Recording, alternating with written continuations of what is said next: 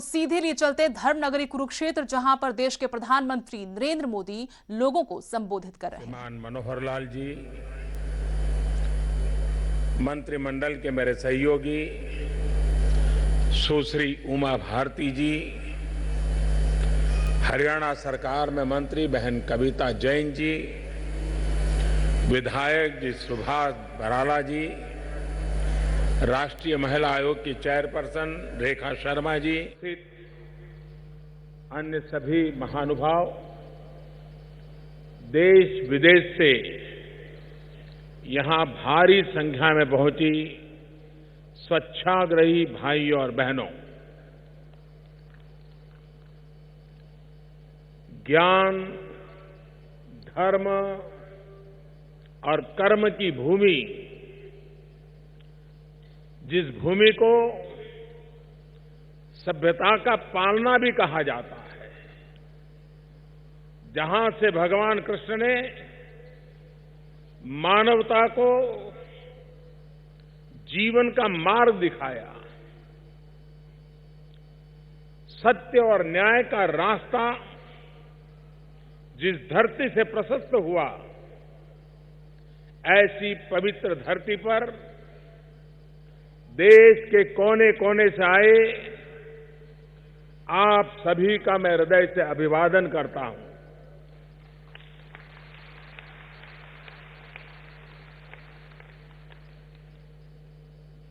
ये कुरुक्षेत्र की वो धरती है, हजारों साल पहले इसी धरती पर एक स्वच्छता का अभियान हुआ था, श्री कृष्ण के नेतृत्व में हुआ था, और अनैतिकता को साफ जिंदगी में सफाई के लिए लड़ाई लड़ रहे हैं। दुनिया में शायद गीता का संदेश अपने आप में एक अजूबा है कि युद्ध की भूमि में, जहां जीवन मरण के खेल खेले जाते थे, जहां नैतिकता और अनैतिकता के बीच भीषण संग्राम था, उस धरती पर, उसी वातावरण में हजारों साल तक जीवित रहने वाला एक संदेश उस भूमि में प्रकट हुआ, श्री कृष्ण के मुख से प्रकट हुआ, जो गीता के रूप में आज हम जानते हैं। शायद युद्ध की भूमि में मानवता का इतना बड़ा संदेश शायद ही निकल सकता है, और यही इस देश की विशेषता है। हजारों स्वच्छाग्रहियों, स्वच्छ शक्तियों का ये विस्तार स्वच्छता के प्रति देश के नए संस्कार का जीता जागता सबूत है। देश भर से आप सभी का कुरुक्षेत्र की इस प्रेरणा स्थली पर जुटना स्वच्छ भारत के संकल्प को, नए भारत के संकल्प को और मजबूत कर रहा है। मुझे बताया गया है कि देश भर के अनेक सेंटर से तकनीक के माध्यम से भी बहनें इस कार्यक्रम में जुड़ी हैं। उसके साथ साथ हरियाणा में भी 5 स्थानों पर अभी एक बहुत बड़े कार्यक्रम पैरेलल चल रहे हैं, और ऐसी ही जनवेदनी उन स्थानों पर भी है, चाहे वो फरीदाबाद हो, पानीपत हो, करनाल हो, पंचकुला हो, बक्सा हो। देश ही नहीं, विदेश से भी आज इस समारोह में यहां लोग आए हैं। नाइजीरिया का एक डेलीगेशन यहां मैं सामने देखता हूं। I welcome our guest from Nigeria,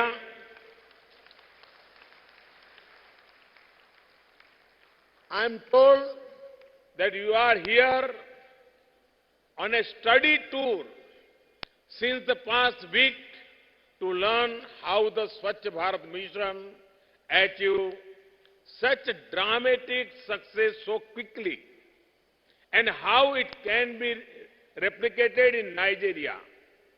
I sincerely wish you all success.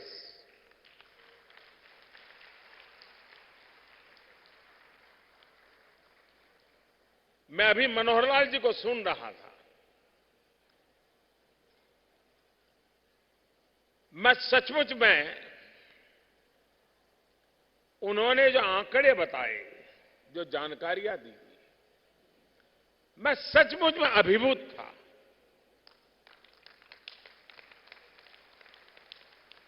पहले बहुत सरकारें आके गई, लेकिन जो नारी शक्ति के लिए हरियाणा मात्र में काम किया गया है और उसमें जो सफलता मिली है, आंकड़ों के साथ जो ब्यौरा आपने दिया, मैं मनोहर लाल जी को, उनकी पूरी टीम को बहुत बहुत बधाई देता हूं और आप भी तालियां बजा करके हरियाणा की सरकार का अभिवादन कीजिए।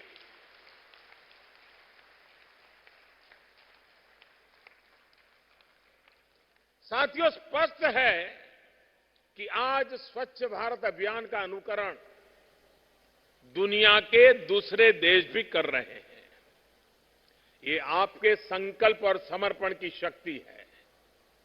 आप में से जिन बहनों को इस अभियान के लिए आज स्वच्छ शक्ति पुरस्कार मिला है, उसके लिए आपको बहुत बहुत बधाई और आपके उन ग्रामवासियों को भी बधाई कि जिन्होंने आपके नेतृत्व में विश्वास करके आपके साथ कंधे से कंधा मिला करके उस गांव को इस ऊंचाई पर ले आए हैं।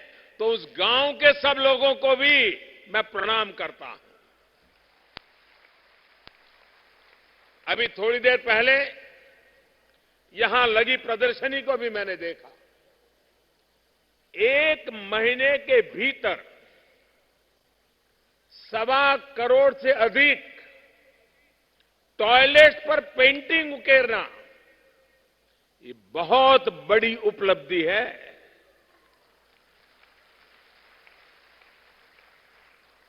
आजकल तो किसी जिले में भी अगर ब्यूटी कॉन्टेस्ट हो जाए तो महीनों तक उस ब्यूटी कॉन्टेस्ट की खबरें अखबार में छाई रहती है, तस्वीरें छपती रहती है।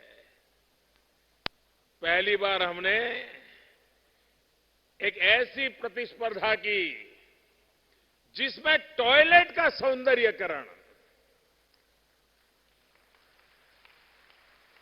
उसका नाम इज्जतघर।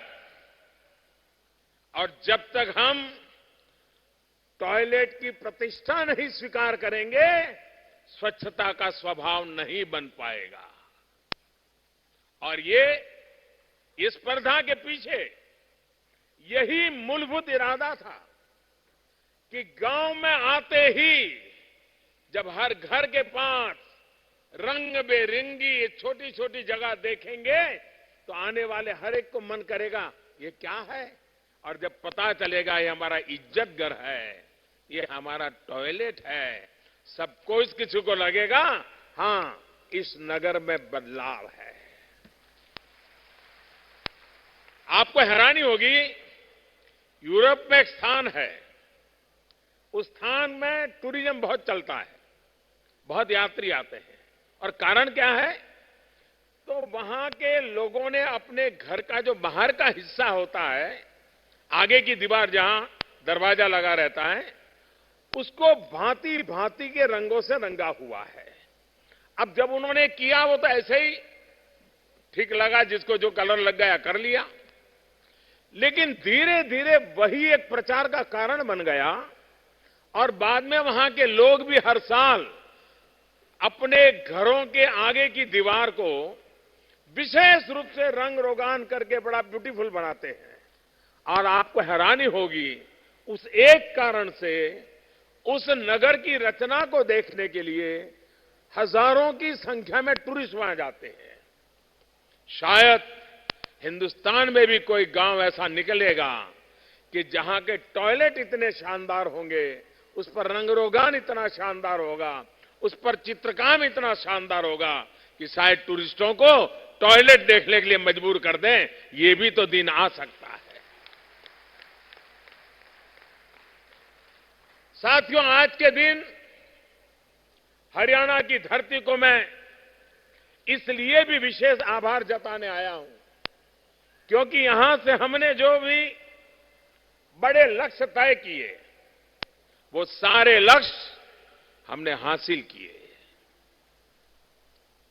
भारतीय जनता पार्टी ने जब मुझे प्रधानमंत्री पद का उम्मीदवार बनाया था, तो इसी हरियाणा से मैंने देशवासियों से आशीर्वाद लेने की शुरुआत की थी।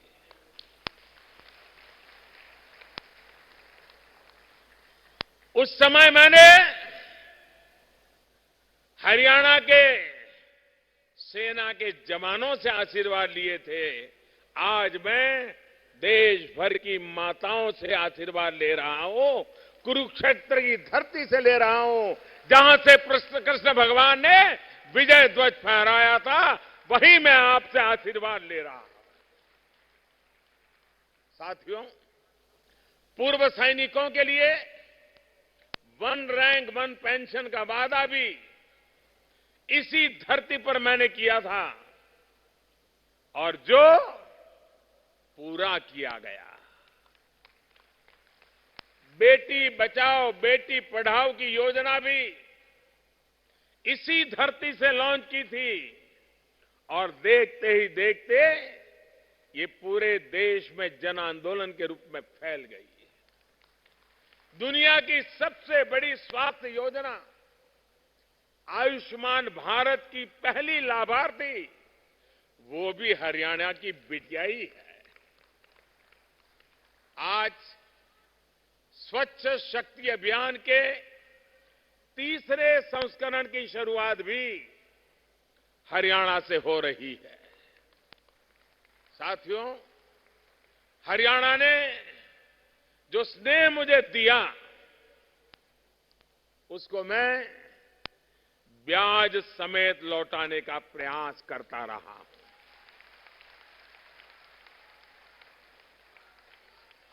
बीते 4.5 वर्षों में मनोहर लाल जी की अगुवाई में चल रही सरकार के साथ मिलकर हर हरियाणवी के जीवन को आसान बनाने का प्रयास किया जा रहा है।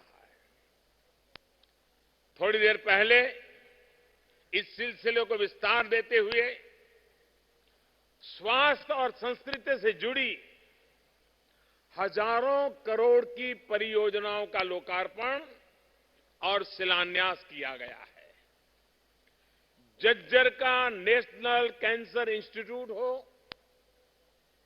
कुरुक्षेत्र में आयुष यूनिवर्सिटी हो, करनाल में हेल्थ साइंस यूनिवर्सिटी हो, पंचकुला में नेशनल इंस्टीट्यूट ऑफ आयुर्वेद हो, फरीदाबाद में ईएसआईसी मेडिकल कॉलेज और अस्पताल हो, ये तमाम प्रोजेक्ट हरियाणा वासियों के जीवन को स्वस्थ और सुगम बनाने वाले हैं। साथ ही यहां के युवाओं को रोजगार के नए अवसर भी इन प्रोजेक्ट्स के माध्यम से मिलने वाले हैं। इसके अलावा आज यहां पानीपत की लड़ाई से जुड़े म्यूजियम का भी शिलान्यास किया गया है। ये लड़ाई हमें देश की रक्षा सुरक्षा से जुड़े महत्वपूर्ण सबक देती है और मैं मनोहर लाल जी को इस बात के लिए भी अभिनंदन देता हूं कि पानीपत की लड़ाई का जो रूप उन्होंने कल्पना की है वो एक प्रकार से सदियों पहले एक भारत श्रेष्ठ भारत पूरे देश ने कंधे से कंधा मिलाकर के कैसी लड़ाई लड़ी थी, इसका वो जीता जागता सबूत है।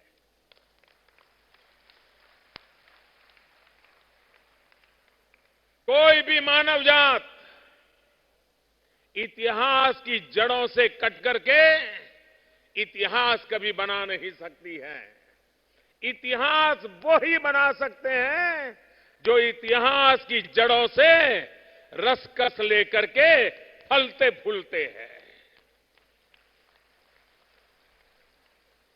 कुछ लोगों ने यही सोचा कि हिंदुस्तान का इतिहास 1947 से शुरू होता है और एक ही परिवार से शुरू होता है और उसी ने देश को इतिहास की जड़ों से काटने का पाप किया।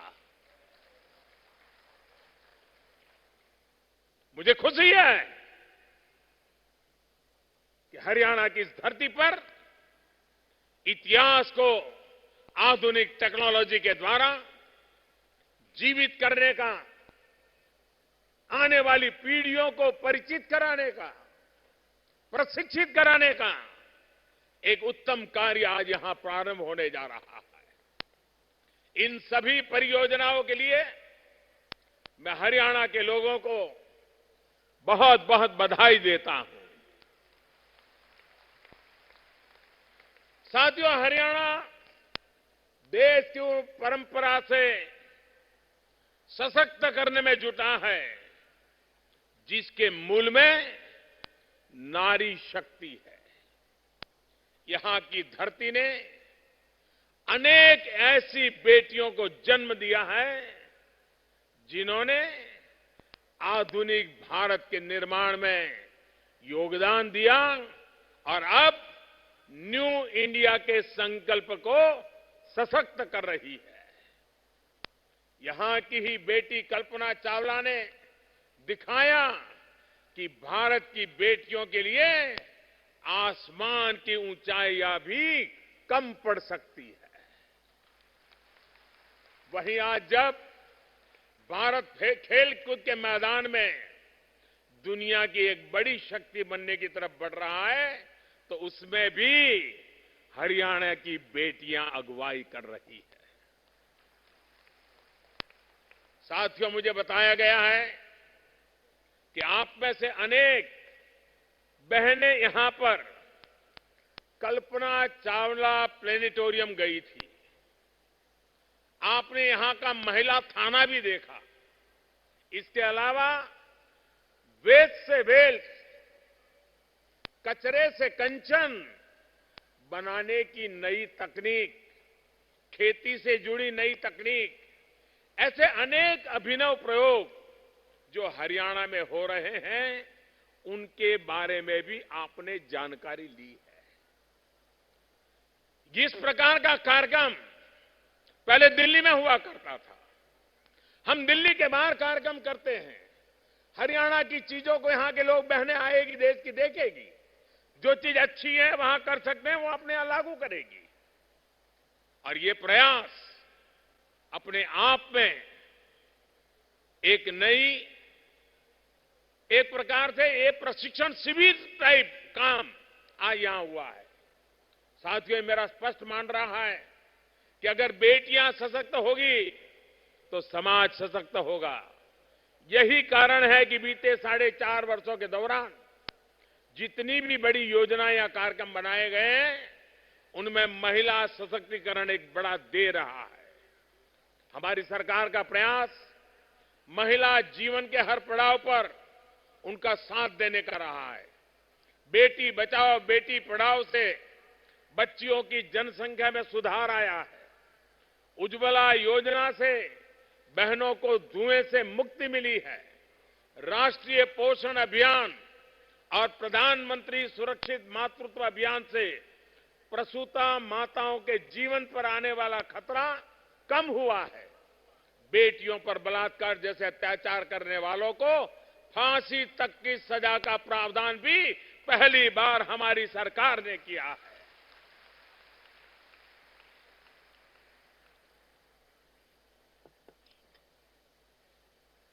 प्रधानमंत्री आवास योजना के तहत जो घर दिए जा रहे हैं उसमें भी वो घर महिलाओं के नाम पर ही रजिस्ट्री होते हैं। महिलाओं के नाम पर ही घर मिले, इसी को प्राथमिकता दी जाती है।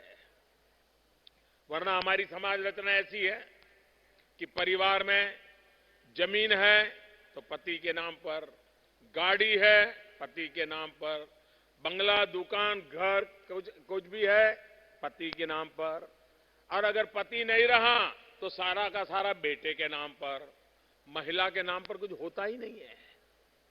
हमने इस परिस्थिति को बदलने के लिए प्रधानमंत्री आवास योजना में सारे घर महिलाओं के नाम देने का निर्णय कर लिया।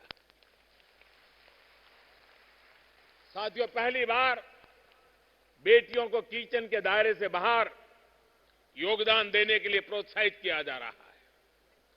देश में पहली बार बेटियां फाइटर पायलट बनी है। अब तो मिलिट्री पुलिस में भी बेटियों की भर्ती की जा रही है।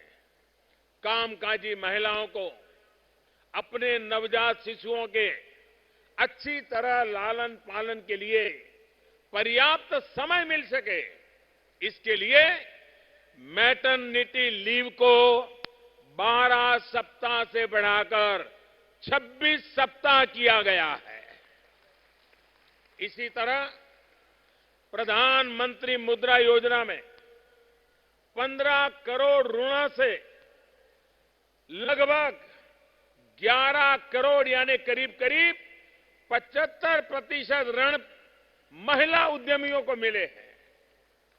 दीनदयाल अंत्योदय योजना के तहत लगभग 6 करोड़ महिलाएं स्वयं सहायता समूहों से जुड़ी हुई है। ऐसे सेल्फ हेल्प ग्रुप्स को 75,000 करोड़ रुपए से अधिक ऋण उपलब्ध कराया गया है। ये राशि वर्ष 2014 के पहले के 4 वर्षों में दिए गए ऋण से 2.5 गुना ज्यादा है। साथियों, इस साल के बजट में भी महिलाओं से जुड़ी योजनाओं, चाहे वो आंगनबाड़ी या आशा वर्कर हो, राष्ट्रीय पोषण मिशन हो, बच्चों से जुड़ी योजनाएं हो, इनका विशेष ध्यान आपने बजट में देखा होगा। साथियों, स्वच्छ भारत अभियान पर अगर मैंने इतना बल दिया है तो उसके पीछे देश की बहन बेटियों की गरिमा है, उनका सम्मान है। साल 2014 में जब आपने मुझे प्रधान सेवक का दायित्व सौंपा, उस समय स्थिति ये थी कि देश में लगभग 30 करोड़ बहनों को टॉयलेट के लिए अंधेरे का इंतजार करना पड़ता था। अनेक बेटियां इसलिए स्कूल छोड़ देती थी क्योंकि वहां बेटियों के लिए अलग शौचालय की व्यवस्था नहीं थी। इस सच्चाई के साथ तो मैं बचपन से ही जीता आया हूं, लेकिन करोड़ों बहनों की पीड़ा ने मुझे झकझोर दिया। यही कारण है कि लाल किले से मैंने देश की बहन बेटियों को इस अपमान और पीड़ा से मुक्ति दिलाने का संकल्प लिया। उस समय आपने भी देखा होगा कि जो पहले सत्ता में थे उन्होंने कैसे कैसे मेरा मजाक उड़ाया था। न जाने मुझे क्या क्या कहा गया, कितनी आलोचना की गई। ये कैसा प्रधानमंत्री है, लाल किले से टॉयलेट की बात करता है। मेरी सोच और समझ को लेकर अपमानजनक टिप्पणियां भी की गई। साथियों, ये टिप्पणी करने वाले या तो वो लोग थे जिनको बहनों की पीड़ा की परवाह ही नहीं थी।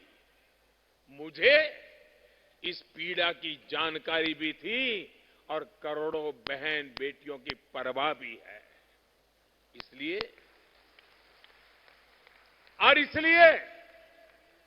मुझे सोने का चम्मच लेकर के पैदा हुए लोगों के तंज कभी नहीं चूकते। मेरा अपमान वो करते रहे, लेकिन करोड़ों बहन बेटियों को सम्मान की जिंदगी, इज्जत घर ये कैसे मिले, जल्द से जल्द कैसे मिले, इस बात को मैंने मन में ठान के रखा है और जी जान से उसके लिए जुटा हुआ। साथियों, मुझे खुशी है कि आप सभी ने, देश के हर सामान्य मानवी ने मेरी इन भावनाओं को समझा और पूरी शक्ति से सहयोग दिया। परिणाम यह है कि आजादी के लगभग 70 वर्षों में स्वच्छता का जो दायरा करीब 40% था, वो आज 98% तक पहुंच चुका है। 4.5 वर्षों में 10 करोड़ से अधिक टॉयलेट बनाए जा चुके हैं। 600 जिलों के 5.5 लाख गांवों ने खुद को खुले में शौच से मुक्त कर दिया है। साथियों, स्वच्छ भारत अभियान से बहनों और बेटियों को अपमान और पीड़ा से मुक्ति तो मिल ही रही है, रोजगार का भी ये बड़ा माध्यम सिद्ध हो रहा है। एक अनुमान है, इस अभियान की वजह से करीब करीब 45 लाख लोगों को रोजगार के अवसर मिले। इस अभियान ने रानी मिस्त्रियों को, हमारे यहां पहले परंपरा थी राजमिस्त्री, ये स्वच्छता का अभियान है जिसने राजमिस्त्री के बदले रानी मिस्त्री को जन्म दे दिया। और इन रानी मिस्त्री को सबसे अधिक सशक्त किया है, क्योंकि टॉयलेट बनाने से जो ट्रेनिंग उनकी हुई है, उसको वो प्रधानमंत्री आवास योजना के तहत अपने घर बनाने या दूसरों के घर बनाने में भी इस अपने अनुभव का, अपने ज्ञान का, अपने कौशल्य का उपयोग कर रहे हैं। मैं आपको फिर याद दिलाना चाहता हूं कि इस वर्ष 2 अक्टूबर को जब बापू की 150वीं जन्म जयंती मनाएंगे, हमने उन्हें स्वच्छ भारत का वादा किया हुआ है, जिस वायदे को पूरा करने में नारी शक्ति के नेतृत्व की बहुत बड़ी भूमिका है। अब हमें ये सुनिश्चित करना है, जो शौचालय बने हैं उनका इस्तेमाल भी हो।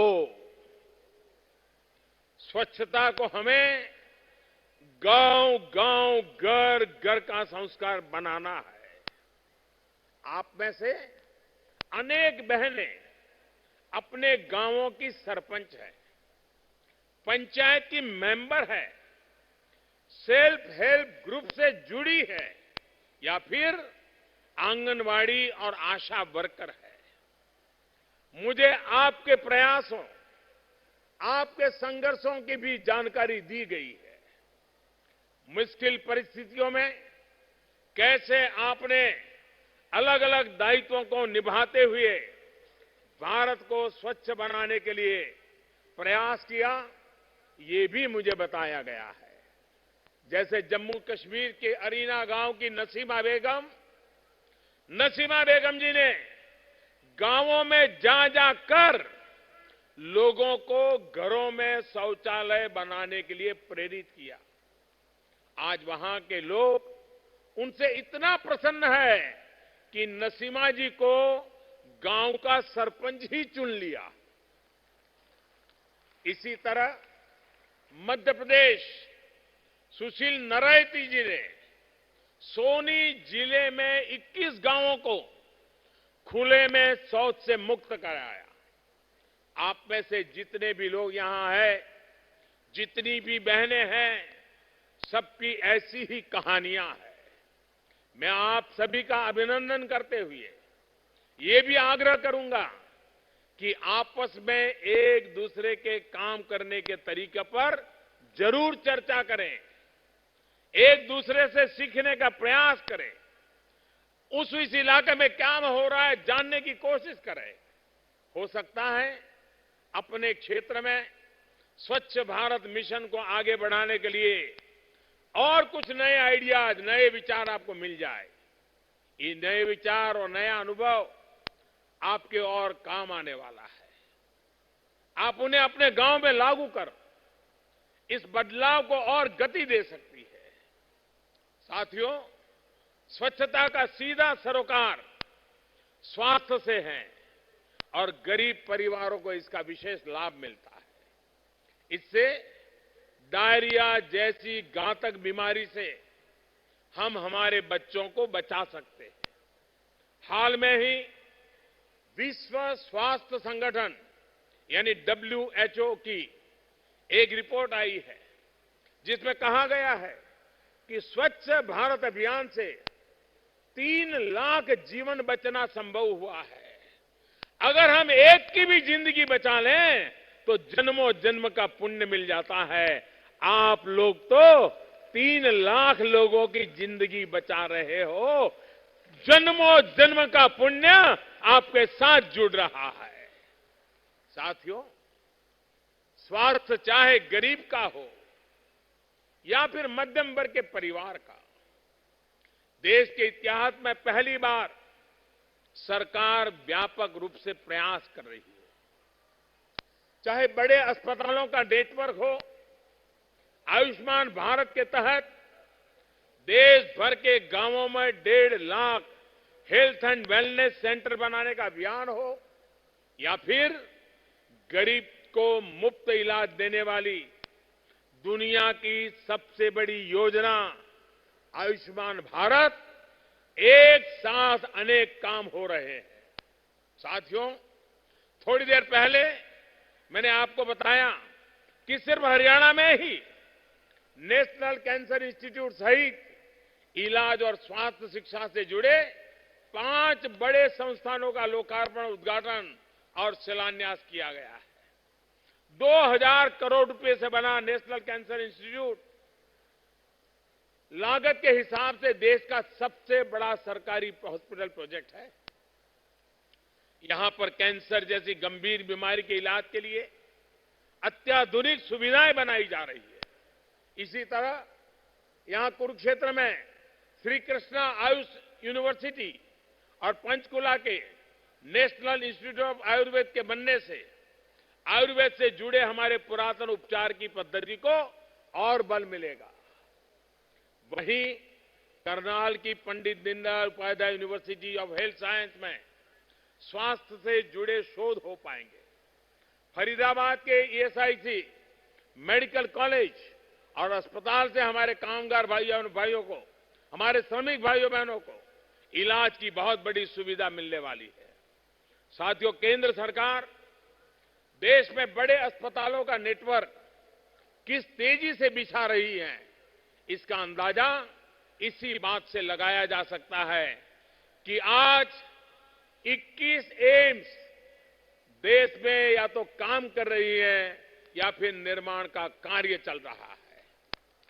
इनमें से 14 एम्स पर काम 2014 के बाद, हमारे आने के बाद शुरू हुआ है। मुझे खुशी है कि इसमें एक और एम्स और जुड़ने वाला है जो हरियाणा के ही रेवाड़ी में बनेगा। मुझे बताया गया है कि मनेठी के जागरूक लोगों ने इस एम्स के लिए जमीन भी उपलब्ध करा दी है। मैं सभी जनों को इसके लिए बहुत बहुत साधुवाद और बधाई देता हूं। अब बहुत ही जल्द इस पर काम शुरू हो जाएगा। साथियों, अच्छे और बड़े अस्पतालों के साथ साथ प्रधानमंत्री जन औषधि केंद्रों पर सस्ती दवाइयां उपलब्ध कराई जा रही हैं। घुटनों और हार्ट के ऑपरेशन भी कई गुना सस्ते किए गए हैं। किडनी के मरीजों के लिए जिला अस्पतालों में मुफ्त डायलिसिस की सुविधा जुटाई गई है। आयुष्मान भारत के तहत तो देश के लगभग 50 करोड़ परिवारों को 5 लाख रुपए तक का इलाज मुफ्त मिलने लगा है। अभी इस योजना को लागू हुए 150 दिन भी नहीं हुए हैं। अभी तक 11 लाख से अधिक गरीबों को इसके तहत इलाज की सुविधा मिल चुकी है। साथियों, आज जब मैं नारी शक्ति की बात कर रहा हूं तो देश के एग्रीकल्चर सेक्टर की बात न करूं, ये हो नहीं सकता। और हरियाणा में न करूं, जो तो जय जवान का भी प्रदेश है, जय किसान का भी प्रदेश है। बिना महिलाओं के योगदान के इस सेक्टर की कल्पना भी नहीं की जा सकती। देश के कृषि क्षेत्र को मजबूत करने के लिए इस बजट में सरकार द्वारा बहुत बड़ी योजना का ऐलान किया। कल्पना भी नहीं की जा सकती। देश के कृषि क्षेत्र को मजबूत करने के लिए इस बजट में सरकार द्वारा बहुत बड़ी योजना का ऐलान किया गया है। पीएम किसान योजना के तहत अब ऐसे किसानों को जिनके पास 5 एकड़ से कम जमीन है, उनके बैंक खाते में हर वर्ष 6,000 रुपये सीधा जमा कराए जाएंगे। ये पैसे 2-2 हजार की 3 किस्तों में जमा होंगे, जिसकी पहली किस्त बहुत ही जल्द देने का प्रयास किया जा रहा है। साथियों, हमारा प्रयास है कि गांव का, गरीब का, किसान का, मध्यम वर्ग का जीवन सरल और सुगम हो। ये काम इतने बड़े स्तर पर, इतनी तेजी से इसलिए हो पा रहा है क्योंकि 4.5 वर्ष पहले आप सभी ने एक मजबूत सरकार के लिए, पूर्ण बहुमत वाली सरकार के लिए अपने वोट का सदुपयोग किया था। और इसके लिए आज ये सारे काम संभव है। आपने देश में ईमानदारी की व्यवस्था लाने के लिए अपना वोट दिया था। आपके उसी विश्वास पर चलते हुए बिचौलियों और गरीबों का हक लूटने वालों को सारी व्यवस्थाओं से बाहर कर दिया गया है। आज देश के हर ईमानदार को इस चौकीदार पर विश्वास है, लेकिन जो भ्रष्ट है उसको मोदी से कष्ट है।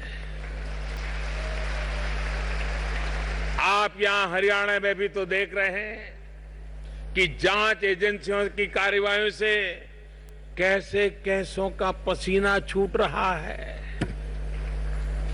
साथियों, महामिलावट के ये सारे चेहरे जांच एजेंसियों को, कोर्ट को धमकाने और मोदी को गाली देने की कंपटीशन में जुटे हैं।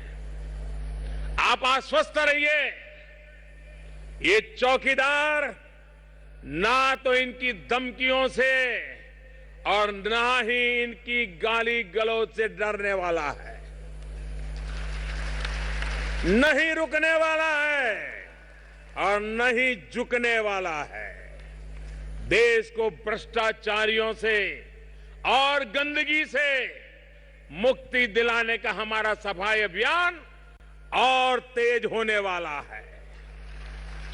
इस अभियान के लिए आपका आशीर्वाद हमेशा बना रहे और अभी अभी आपके राज्य के कई लोग शायद कुंभ मेले में गए होंगे। इस बार जो लोग कुंभ के मेले में से आते हैं वापिस, हर गांव में एक बात की चर्चा हो रही है हिंदुस्तान के जो कुंभ के मेले में गए।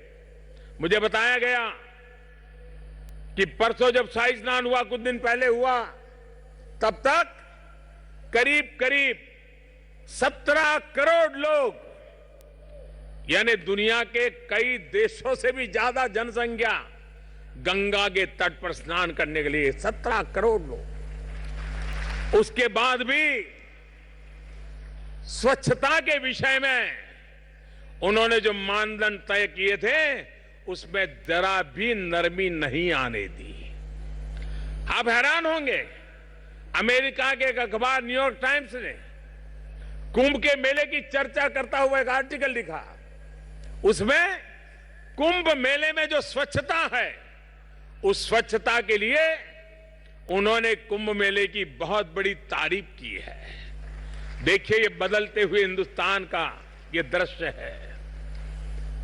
मैं कुंभ के मेले में ये स्वच्छता के लिए काम कर रहे, दिन रात काम कर रहे उन सभी मेरे बहनों भाइयों को आज कुरुक्षेत्र की धरती से आदरपूर्वक नमन करता हूं।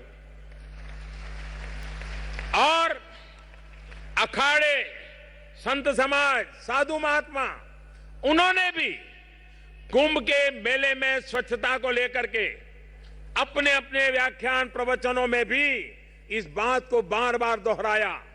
स्वच्छता के अभियान को साधु संतों ने आशीर्वाद दिए, ये भी अपने आप में एक बहुत बड़ी गौरव की बात है। मैं उन संतों, महंतों, ऋषियों, मुनियों का भी आदरपूर्वक नमन करता हूं, उनका अभिनंदन करता हूं। भाइयों बहनों, आप देश के कोने कोने से आए हैं, आपका आशीर्वाद हमेशा बना रहे, इसी कामना के साथ मैं अपनी बात समाप्त करता हूं। एक बार फिर स्वच्छ शक्ति पुरस्कार जीतने वालों को मैं आदरपूर्वक बहुत बहुत बधाई देता हूं, शुभकामनाएं देता हूं। बहुत बहुत धन्यवाद। मेरे साथ जोर से बोलेंगे, भारत माता की, भारत माता की, भारत माता की। बहुत बहुत धन्यवाद।